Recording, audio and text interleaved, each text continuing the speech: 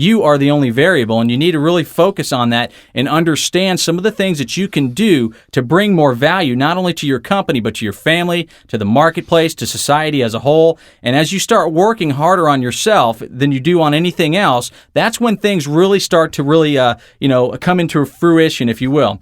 What I would encourage you to do is become a lifelong student. Something I heard from Jim Rohn is 50+% of all high school graduates never read another book. Now, that just blew me away when I heard that, because understanding that we need to be feeding our minds, we need to be putting in the good things so that the good things come out as a result of that. I would also encourage you and tell you that your past does not have to equal your future. It does not matter where you come from, because we've all heard so many phenomenal stories and success stories of people coming over, overcoming obstacles and these things in their lives, and they've become super successful. And the key to success is to learn how to become happy. And I would tell you the way to become successful is to study success and study successful people. Read the books that they read the books that they write, listen to the audio tapes, listen to the series, and really kind of immerse yourself into this industry from this side, from this point of view, because the understanding that if you get yourself around the super successful people, that's when you start to become. It's those little things. It's so small, that slight edge principle. It's that 1% thing that you allow to compound over time. I would encourage you to become a lifelong student. Start on the track right now. Become a lifelong student. Start to listen to the best life coaches, read the books, listen to the audio series, go to the live seminars, go to those presentations, learn from some of your company's top producers. It's vitally important, because what I understand, what I know is that your philosophy in life determines your attitude. Your attitude determines your activity. The activity that you produce, it obviously determines your results, which determines the kind of lifestyle that you lead. And that's what we're talking about here. That's why you got involved in network marketing, is really to have both time and money. And really it all starts with your personal philosophy. And a lot of people don't understand that. The formula for success, as the great Jim Rohn does share with us, is a few simple disciplines every day, practiced every day, that compound over time. A few simple disciplines every single day. What if I told you that, if you were to receive a list of leads from Cutting Edge Media, and you knew these individuals, and we all do know that they're actively seeking a business opportunity, and I told you to get on the phone and call and make at least 10 dials a day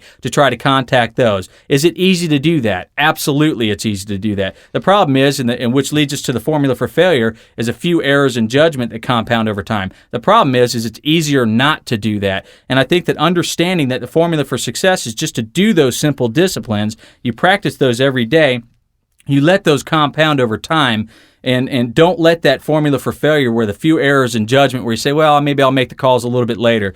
Understand that that's vital to your success, to really start getting into that. And as Mike talked about the discipline aspect of it, there are some, you really need to discipline yourself when you're talking about working from home, because you don't have somebody looking over your shoulder. It's all up to you. It's really what your goals are. And we're going to talk about how to create that and how to really create a big desire. I also want you to take a look at who you're around. We understand that we become, our income reflects the average of the 5 people that we hang out with the most. Our attitude reflects that, our incomes, our personality. And I want to talk about the laws of association and really who you're around. I want you to ask yourself 3 different questions. First question I want you to ask yourself is, who am I around? Write that down. Who am I around? Number 2, what are they doing to me?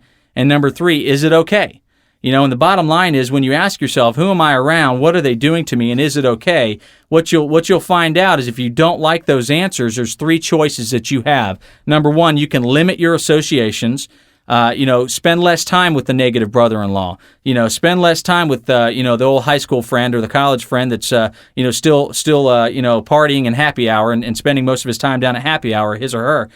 What you want to do is limit your amount of associations and really start doing some other things. The second area is you can completely disassociate. If you're in a real environment where you're not happy, you can disassociate. You can remove yourself from that. You are the one that controls who you're around. You are the ones that, you're the only one that's going to control what you put into your mind, which leads me to the third, really alternative to where you're going in life, and that's to expand your associations, to really expand who you're around, because hanging out and understanding that we're hanging out with the 5 people we become, we become that person, when we expand our associations, we really understand that we're leveraging our ability to grow and become successful. There's 5% of all independent representatives in this industry will take responsibility for their business.